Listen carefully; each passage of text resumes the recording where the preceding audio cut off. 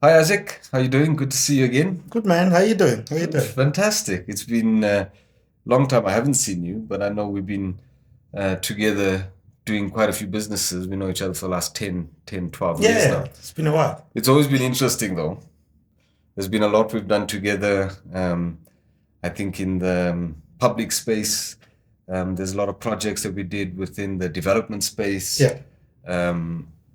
Trying to speak to youth issues, youth unemployment, youth development. Yeah. And I think we've definitely made some good headway there. Yeah. Newest I think that's on the table, and this is the reason why we're speaking today. I think 2025 is fantastic. It's already started, in a fantastic way. If you look at what's happening around the world with developments as far as AI goes, I just think again another year that's we're starting. Everything is just data, and it's always cool. I mean, we play in a data space with our businesses and that sort of thing, and it's interesting to see where data is going and what type of takeaways are coming from that, and how products are developed because of that data. And it's very interesting, not just the phones. One of the things that my wife and me are trying to figure out is how does the phone know what we're talking about? Like, is there some type of decoding that's happening on the phone? Or is it just something as simple as we're going into Google and, and obviously Googling some specific thing, and then a whole bunch of ads and pop-ups is happening because of that. So, but data-driven nonetheless, right? And you're picking up data, and all of a sudden there's a link to a Nike store which has this specific shoe on special, and it's very interesting. And, talking about all these things makes me think about our landscape in South Africa right now. How far are we away with data in different segments, different markets? And if I look at where we are winning with data, I mean, we've got data centers that's doing well. We've got a lot of companies that's integrating AI into their call centers to be able to get different data sets. But there's a couple of industries, I think, public transport being a big one, where data, we don't know how current it is, we don't know how specific it is. And I think it's always at the back of people's minds, or big topic of discussion is, how do we fix or how do we address the issues that's happening continuously in this public transport space? And to me, it obviously starts with data. How do we get the right data from the space for us to be able to address an issue, identify an issue, then address it, and, and obviously see what fixes can happen from there. But look, you're spot on. First, let's acknowledge that public transport in South Africa has not really, used artificial intelligence as it should, as other, developing economies. We're a developing economy, and we've been very slow, with the adoption of. We've always been a developing economy. I don't know for how long. It seems like that's the tag word. South Africa, a developing economy. Like, when do we move from that to a developed economy? Yeah, well, I wish I was that economist who would talk to you about that. But I will tell you this, that there are certain aspects of the economy that I believe requires usage of technology, the integration of artificial intelligence, and I have specifically, taken specific interest in public transport, because I realized that the only portion of usage, artificial intelligence is only with the likes of your e-hailing, companies. You have your Uber that's able to learn who you are, your mobility patterns, checking where you stay.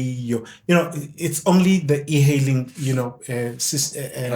platforms that are using AI, but they are only responsible for a negligible, number of passengers. There are millions and millions of pedestrians and passengers that are going on with their lives every day. The public transport system is not improving. We're seeing bad driver behavior. 1 step forward, 2 step backwards. You know what I'm saying? You're seeing, is the issues of safety, when it comes to public transport. These are big things, and we believe that usage of artificial intelligence is going to help us solve some of these things. And this is the reason why we have developed a special outfit, what we would refer to as a special purpose vehicle called Transit Tail. Transit Tails is exactly that, to try and deal with some of the public transport issues that have been raised by passengers over a number of years. Okay, interesting. Transit Tails. Yeah. So what do we know about any of the issues that's happening? I mean, I know the basic stuff. Me as a non-public transport user, I can tell you from my own view. Obviously, driving behind a taxi is crazy. Yeah. They stop anyway, they do this, they do that. But also, I can tell you as a biker for many, many, many years, I prefer riding my bike next to a taxi driver because he always sees you. So are these guys constantly bad guys or no? I don't believe that. Yeah. But I believe there's issues that's happening as a result of people using this type of transport on a daily basis, which has no other option. Yeah. And I believe that the fact that there is no other option, I'm just going to sit in any type of environment. I'm going to listen to any type of issue. I'm going to get treated however I want. And tomorrow, I don't have an issue, so I'm coming back into that same taxi or another taxi on that similar route or whatever. I think that's exactly where it starts. First, we need to understand that despite or regardless of my economic class or standing, public transport is a service that is paid for. So when you jump into a taxi, when you jump into a bus, that's a transaction. It's like Uber. It's like Uber. So it's a contract that I have with you that I pay you to move me from point A to point B.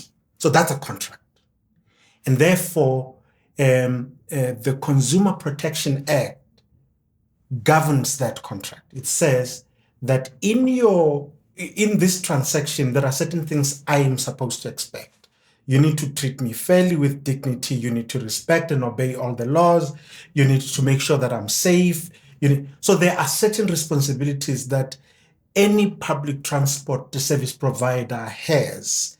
And unfortunately, that's not what we see. And as you correctly put it, you are saying you just jump into this vehicle, whether it is roadworthy, whether the driver has got the permit to move you don't know. All you're interested in is moving from one point to the other. 100%. And I think this is a gray space that Transit Tails will work on. Very interesting that this industry is governed by consumers. So there's almost some type of SLA that happens between, and rightly so. I mean, I think I was telling somebody that I know I'm quite a bit in Uber. I have to move around. I'm very confident. I'm very powerful in Uber. Yeah. Because I'm not speaking to a driver. I'm speaking to Uber. Yeah. And I've had a couple of issues where guys are on the different road and they're telling me, a whole bunch of things about me not standing where I'm supposed to. And I'm like, no, but here's the pin. It shows me where I am. Yeah. But then also I have the power to say, I didn't call you. I called Uber. Yeah. You answered their call. Yeah. So in that way, I think it sits in the public space. Everyone knows this because it's app-based, and I just feel that maybe if that type of integration happened within, and whether or not it's possible, whether we're there now, whether we will be there in 5 years, 10 years, I don't know. But if that type of integration could happen, even on the smallest scale inside a taxi, I think we'd be on the road to something happening, because taxis, they're not going away. They will not go away. They're not. So people need taxis. I think we're looking at upwards of 10, 12, 15 million people that travel in public transport, taxis specifically around the country. So there has to be a solution. Yeah. There has to be a solution in order to govern the industry better. Yeah. What about there's issues. I've seen a recent episode on Carte Blanche also, where there was a lady that, and I really felt for her. I've been in taxis a few times in my life, and look, to me at that time, it wasn't an ongoing thing. I can only imagine today, if I was in a taxi every single day, a big part of my day is in that taxi, and but if I had an issue in a taxi and I complain to who? So, I mean, the type of person I am, I'll just be frustrated and take it out on my family when I go home. Yeah. Because And I'm angry and look, I think this is the reason why we have transit tales. We are saying it cannot be normal that you travel and you have no place to complain. You have nobody to speak to about the quality of service you're receiving. Big brother. You need a big brother. Something that I'm paying for. So there's no favor being done here. No. There's no favor.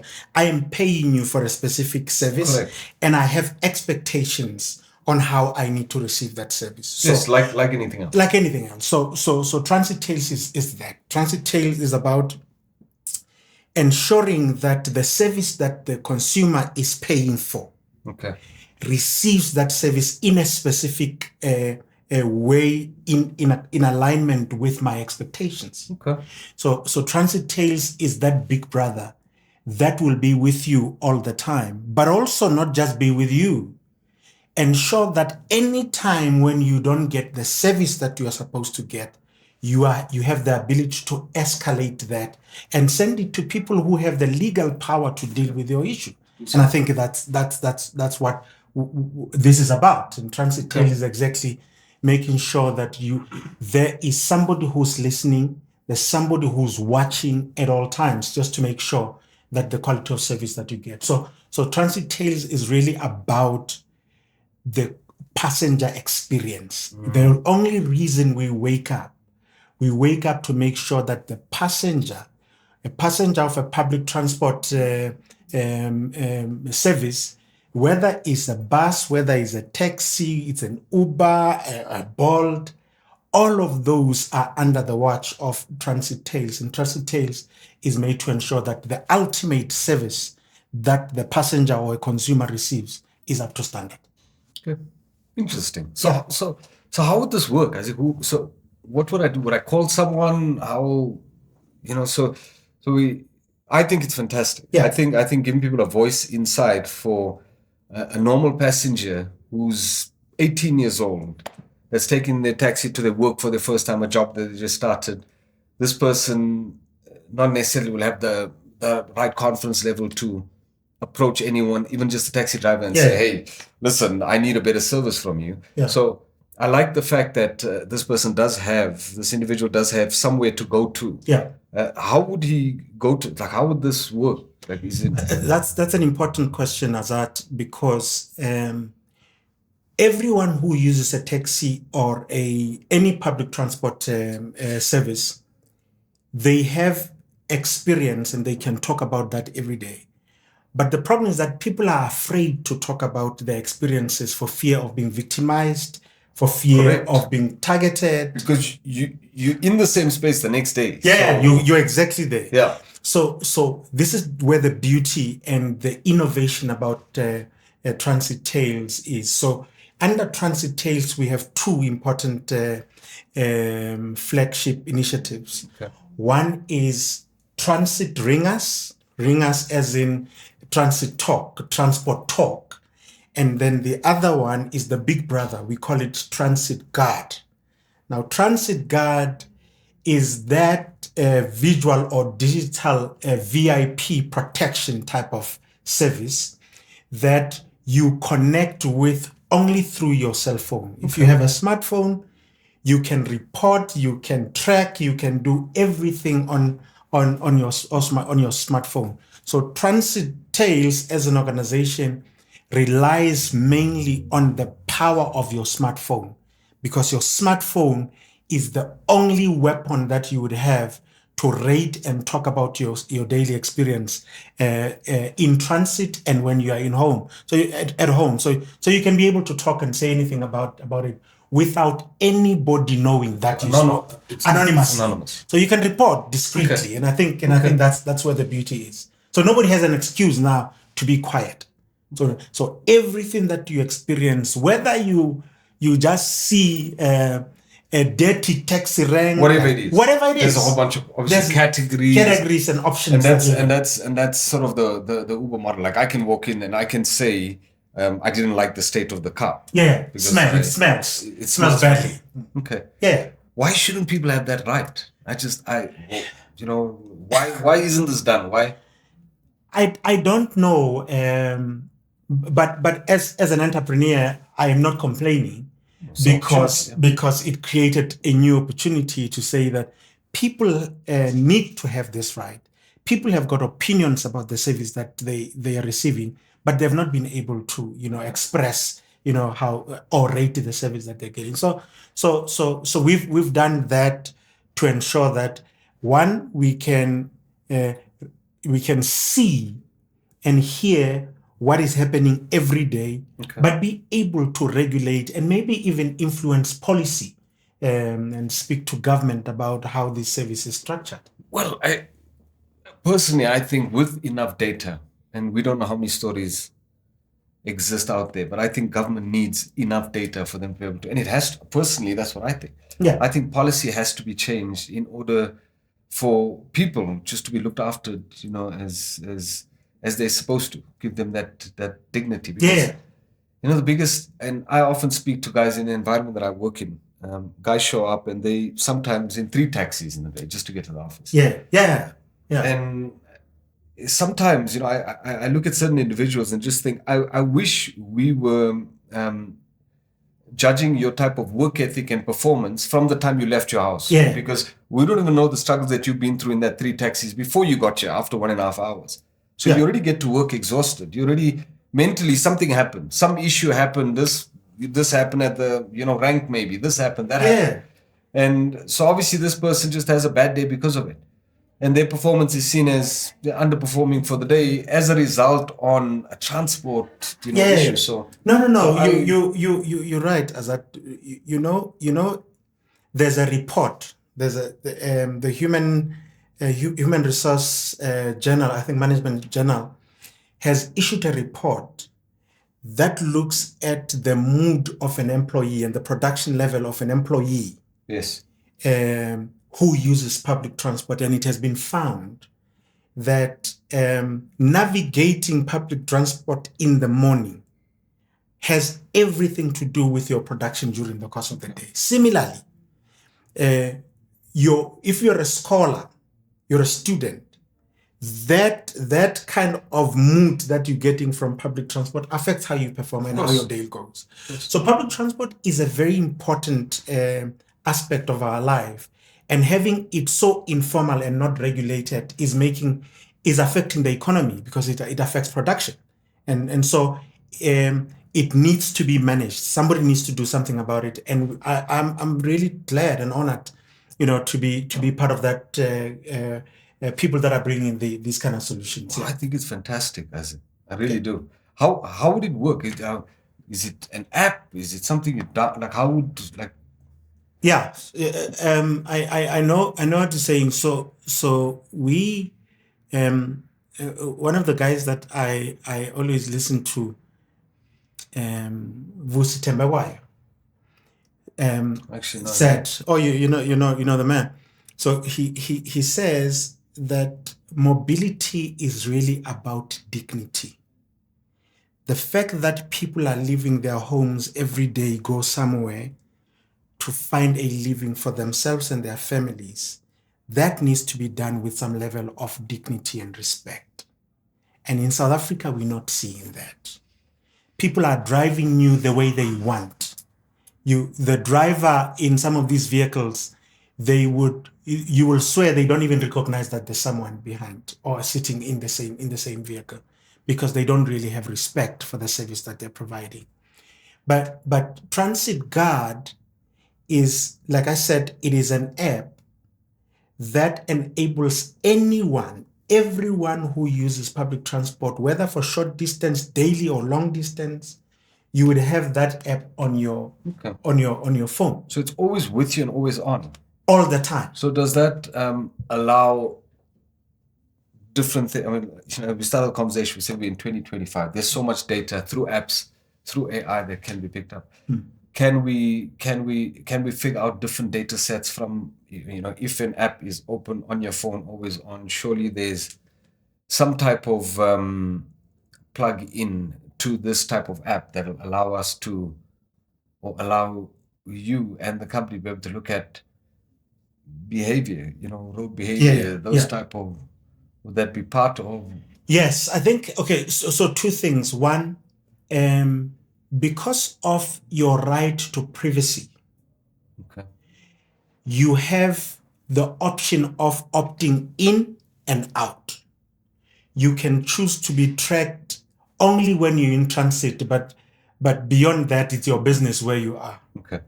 So you have to basically opt in as soon as you start the journey, as soon as you leave your home. Okay. You must say that track my walk, track my ride, because then it will take you from where you're starting until your final destination. And you can choose to switch it off there. But what is interesting about tracking that journey, you're tracking a journey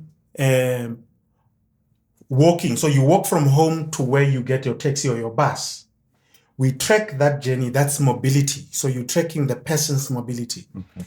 But depending on what that journey looks like, you are able to also say, but here at this corridor, because it is too dark here, there are no lights, I leave early in the morning, you can press and let the computer know that this is a risky spot. And if more of you can talk about where you lost, where it's dark, then that spot becomes a hit spot. Okay?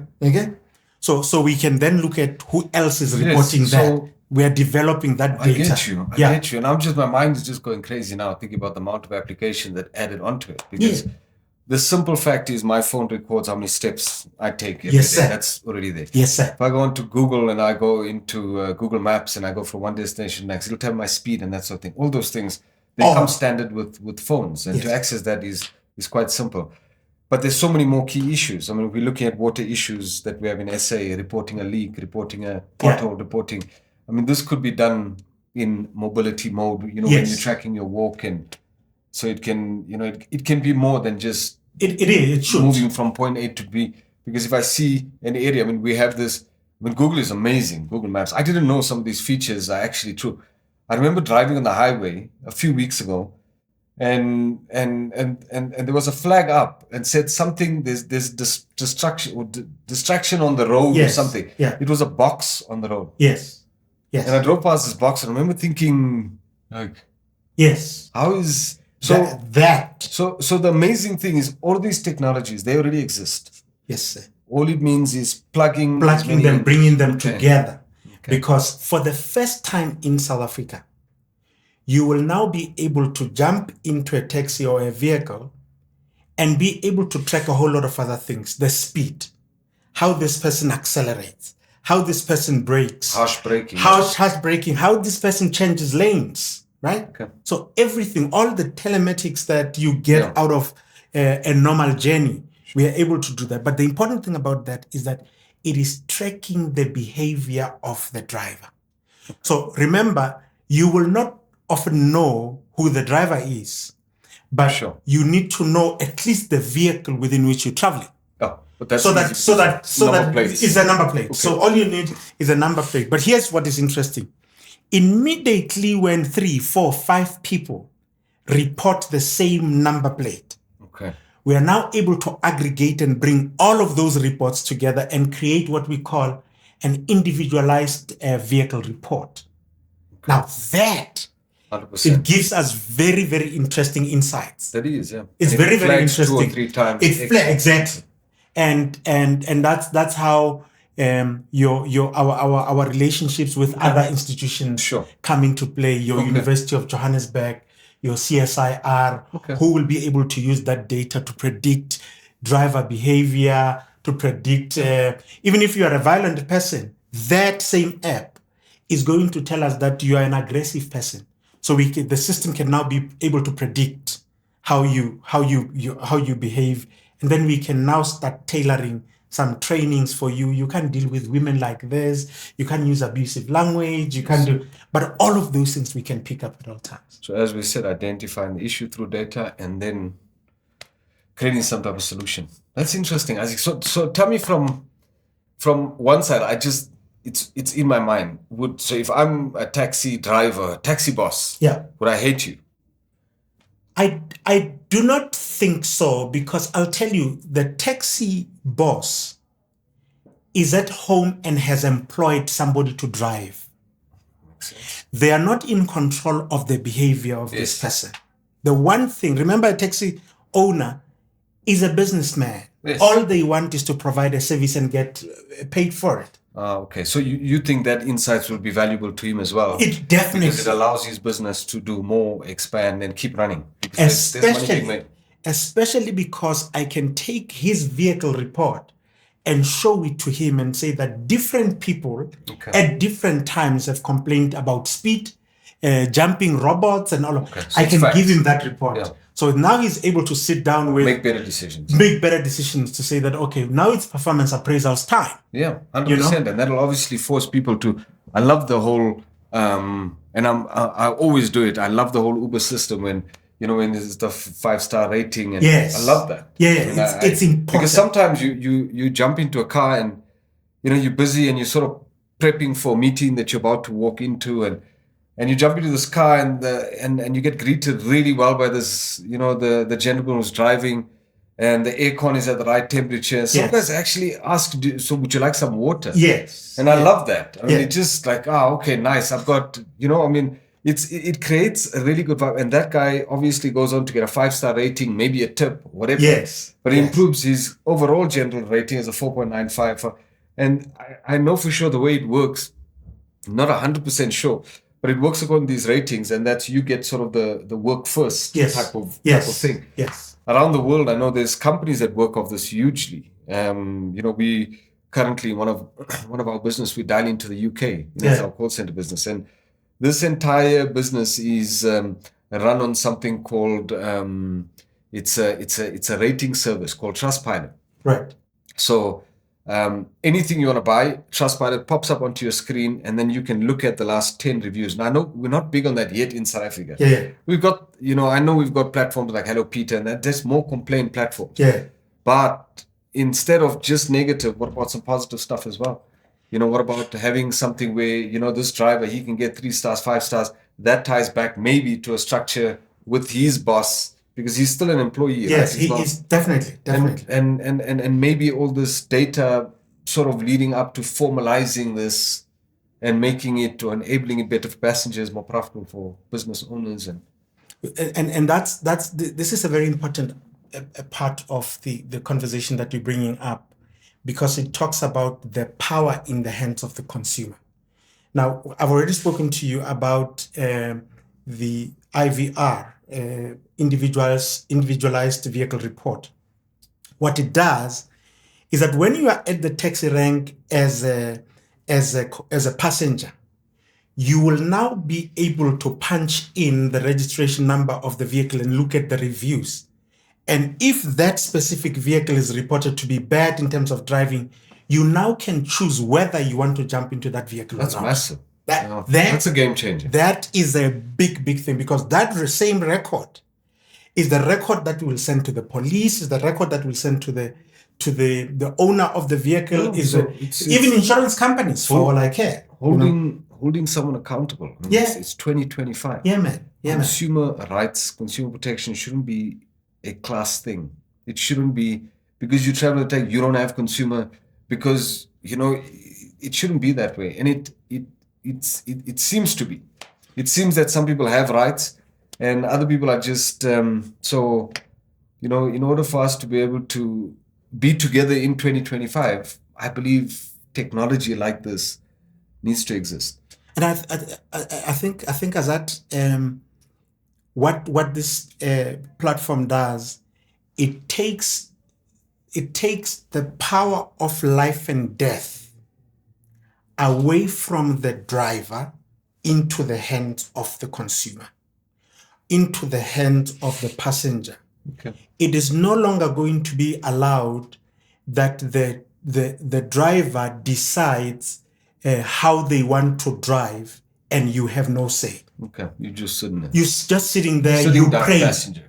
You're just praying that if I can reach my destination. But what we're doing now is that you now have the power to say something about the driving. Okay. You now need to say something about the vehicle within which you're driving. You can even say something about the road itself. Yeah. So this platform reports everything, but nobody's going to decide whether you live or die today. And for the longest time, this country has invested so much on the driver who chooses whether to live or to die. Some of them are suicidal, but they're driving our people. Because they're driving 17 hours a day. You know what I'm saying? So how is that? it can't be. It can't be. But like I said, the technology exists. Uber does not allow a driver to go over X amount. His app shuts down. Yes. So these type of, I think technology does exist. It's just the implementation of it. And maybe you found a solution to be able to implement all of these together and bring, the different darker areas to light, bring us into this, 2025 that we're all so excited about. We're really praying. We're praying that this could be part of a solution, but it requires activism. It requires an action from the side of the passenger. Well, Isaac, I believe every single passenger, I don't say every, I'd say at least 70 or 80% of passengers would be ambassadors of this type of an effort. I would, if I was a passenger. I would, if my son was a passenger, I would want him to champion this type of effort. Yeah. So that we're all aware of what's happening. We're all aware of whether I want my child to be inside this taxi or that taxi. Yeah. And you are going to, unfortunately, I believe, with changing, you can't fight technology. And a lot of the companies have obviously failed. A lot of individuals have failed. Technology is something that's continually moving, and you're either on it or you're left behind. But I believe if drivers were held accountable in this way, you are going to find the differentiation. You are going to find the drivers saying, "Okay, I'm going to turn it up. Okay, I'm gonna be that person everyone wants to be part of journey." As long as you give that roadmap, I think it would happen. I think so. I think where we are now is really we have been very passive passengers for the longest time, and technology is giving us the opportunity to voice out our experiences. Okay. Makes sense. But that would have to be, it's a conscious decision that every individual must make. Okay. And I think I can use this platform and talking to you to request, and encourage everyone, whether you are a learner, whether you're an employee or a business owner, if you are using public transport, even at night, don't be a passive passenger. Have a voice. Say something, because every time when you speaking brings something. We're improving safety, we're improving the quality of service. And it's your right. It's your right to speak. You paid for it. It's your right. It's your right, and we do it every day when we travel with Uber. It will not even allow you to order the next ride before you rate the person that you. Of course. You know what I'm saying? Because Uber wants that data. They want know that who's data. our drivers using our apps, not our driver. Who's using our app? Yes. How are we seen? Because ultimately, they are accountable to the type of drivers that go through their vetting process and are transporting other human beings from A to B. So yes. And so people don't know that there are certain things, even in these secured environments. You're talking Bolt, you're talking Uber. There are so many stories that we're getting that because the app will stop you after 8 hours, for instance. Yeah. At night, these guys they switched drivers. Yes. Because at night, you are looking for just the registration number. You're not necessarily about who is driving the vehicle. Yeah, but I don't know. Yeah, if your name matches I don't know. Which is then what affects the quality of the service, because the person who is trained is not the one who's driving you. You know what I'm saying? Correct, yeah. So we don't know all of these things. And what this platform does is to say, even in circumstances where you're driving with Uber, Bolt, make sure that you track that, because you want that data for yourself. Okay. Not only for Uber, because here what you're doing is that you're complaining to the same person that is providing your service. Like you correctly said it in the beginning, that When you order a vehicle, you order from Uber. Yes. So Uber becomes a service provider. They have somebody who they will ask, who will take that tender. They'll go and ask. They'll go and ask that person. So this person comes to you, but here's the problem: is that Uber then becomes a referee and a player, because you complaining to them about themselves. Do you think that information will be public? It will never be public. What they will only do is to silently remove that person from their platform. Okay. And that's where the danger is. The danger is everyone must be held accountable. Everyone, whether you're a taxi driver, whether you're an Uber driver, we must hold everyone accountable. So don't assume that data that's available there is for you. It's not for you. The only data that you can use for yourself is the data that Transit Tails or Transit Guard gives you. And I think it's an opportunity for everyone to be part of this community and never stop talking. Cool. Yeah, man. Makes sense, Isaac. Makes sense. Makes a lot of sense. To the difficult question, though. Yeah. Go for it. A lot of these concepts, I've heard quite a few inside different industries, as far as tech goes, as far as development goes, and that sort of thing. How far are we? I mean, is this developed? Does it exist? Are we going live? When can we expect this? When can people hear about this in social media? Will it be out in social media? Like, how do we connect to this thing? So if I want to, how do I sign up? Yeah. So this is the beauty, and thank you for that question, because we spoke about Transit Tails as a group, but we have Transit Guard, which is where you get the engine room for all this data. But we then also have Transit Ringas, which is a show. It's a reality show like this. Okay, podcast. It's a podcast. So this is where we will be talking and engaging with commuters, passengers, and pedestrians every day. Okay. So that all of them can push all their information and experiences on this platform. But when you want to complain, there's a special platform where you can take that complaint to. But here, this is where we're having general conversations. Okay. And this podcast, the podcast will be live.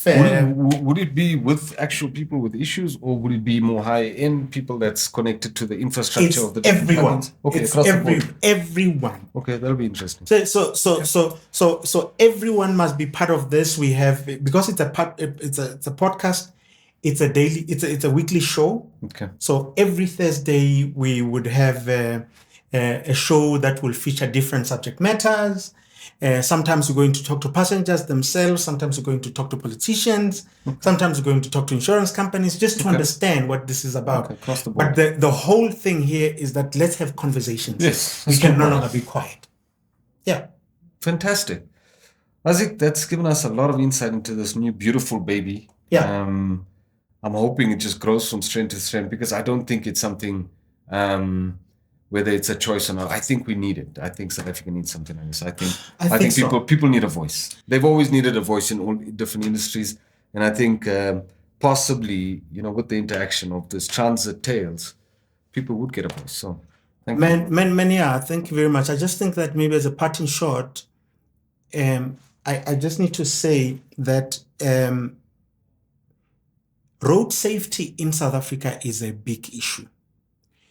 It has been reported, the minister said, I think about a month ago, the minister recorded that road fatalities have grown with at least about 5.7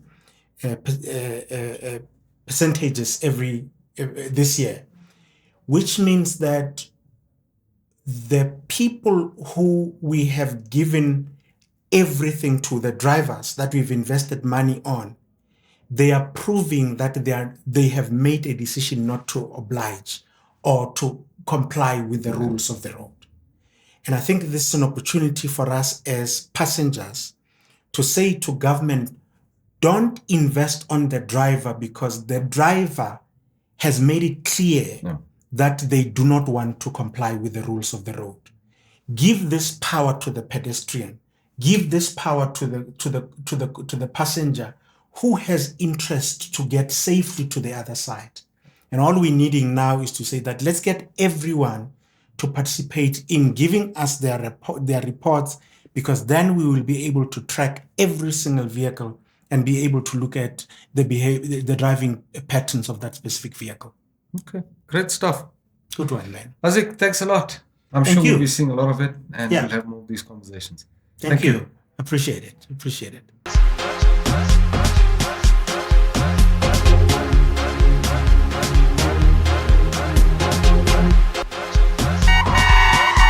Yo, en het rijden.